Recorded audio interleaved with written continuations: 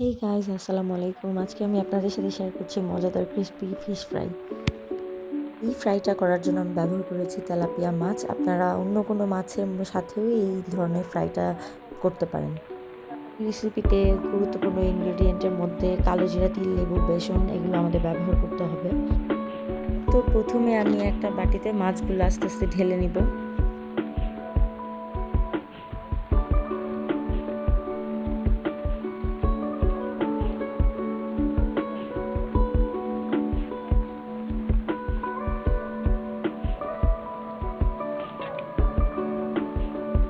আমি আসলে প্রথমে মাছগুলো নিয়ে নিয়েছি, আমি তারপর ইনগ্রেডিয়েন্টগুলো মিক্স করব।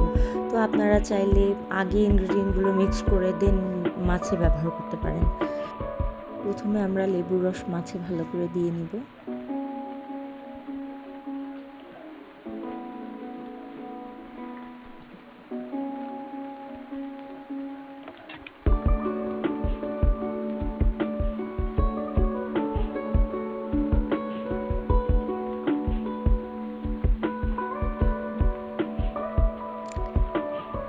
তারপর আমি ব্যবহার করছি জিরার গুঁড়া।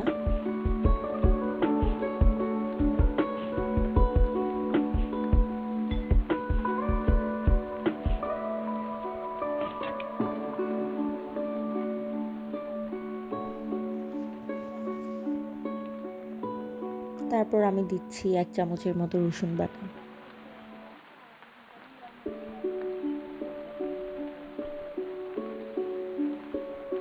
এখন আমরা অল্প পরিমাণ চিলি ফ্লেক্স দিয়ে দিব।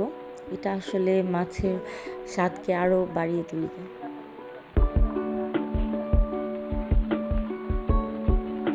এখন আমরা আসছি এই রেসিপির একটি গুরুত্বপূর্ণ ইনগ্রিডিয়েন্ট নিয়ে, সেটা হচ্ছে বেসন। বেসনটা আপনাদের দিতেই হবে। তো প্রথমে আমি অল্প পরিমাণ নিয়ে নিয়েছি, তারপর পরবর্তীতে যদি আমাদের লাগে তারপর আমরা পরিমাণ বুঝে আবার অ্যাড করতে পারবো।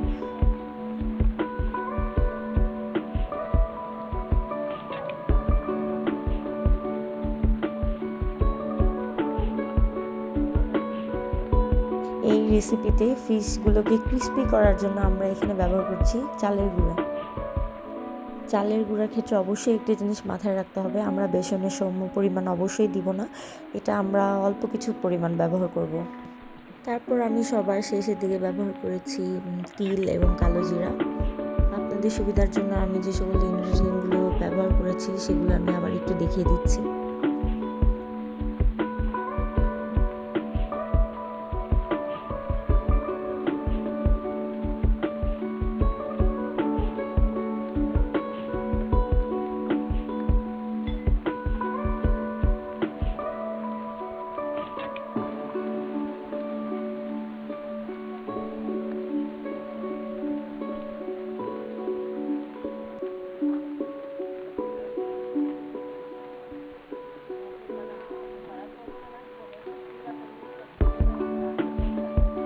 আমি একটি ডিম নিয়েছি, এটা ভালো করে মিক্স করে মাছে দিতে হবে।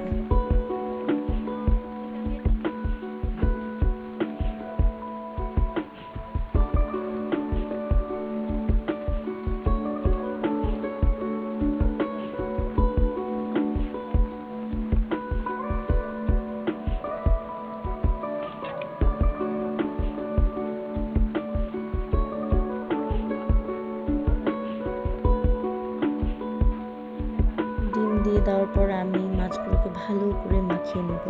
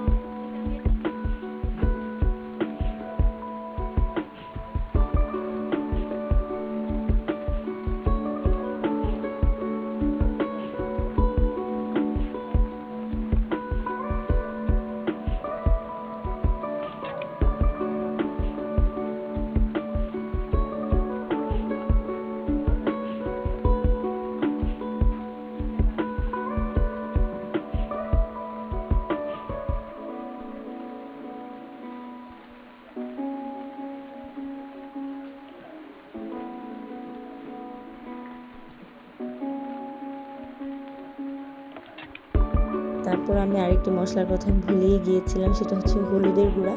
সেটা আপনারা প্রথমের দিকে দিয়ে দিতে পারেন, আমি সবার যেহেতু ভুলে গিয়েছিলাম তো আমি সবার শেষে দিয়েছি। তো আমি আবার হলুদের গুঁড়া দিয়ে দেওয়ার পর আবার ভালো করে মাখিয়ে নেব।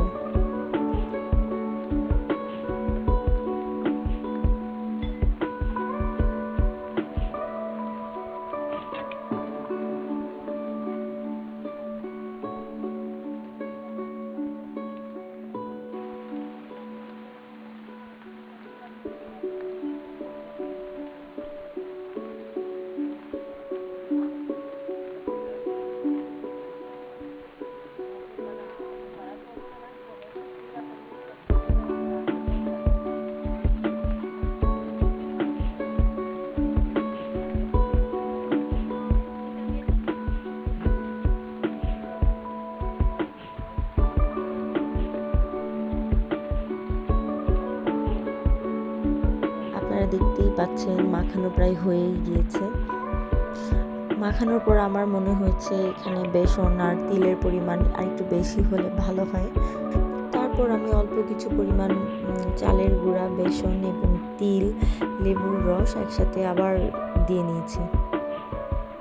লবণ দেওয়ার সময় অল্প পরিমাণ ব্যবহার করতে হবে, কারণ আমি যেহেতু এটা ফ্রাই করব, বেশি লবণ দেওয়া হয়ে গেলে ফ্রাই করার কারণে লবণটা আরও বেশি মনে হবে।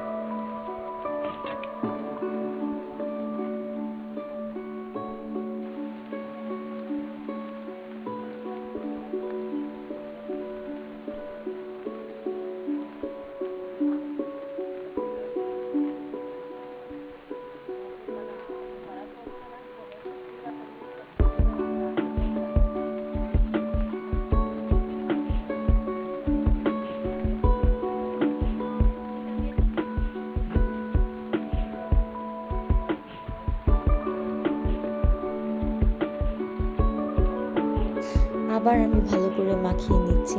তো আমার কাছে মনে হচ্ছে এবার একটু মশলাগুলো ঠিক পরিমাণে এসেছে।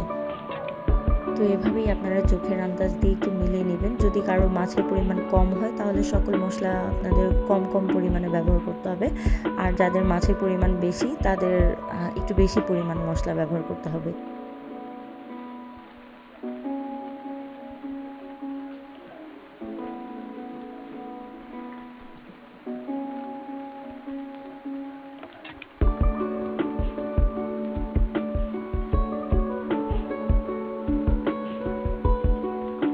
তো আমি চলে এসেছি ফ্রাই করতে।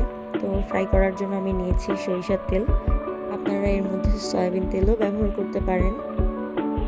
আসলে আমার তো মনে হয় যে কোনো ফ্রাই কিংবা রান্না করার জন্য সরিষার তেলের স্মেলটাই আসলে অনেক ভালো। ফ্রাই করার জন্য কিন্তু আপনাদের আরও একটি বিষয় মাথায় রাখতে হবে, চুলার আঁচ কিন্তু খুব বেশি বাড়িয়ে দিয়ে আপনারা ফ্রাই করবেন না। অবশ্যই চুলার আঁচ মিডিয়াম আঁচই দিয়ে আপনারা ফ্রাইগুলো করবেন।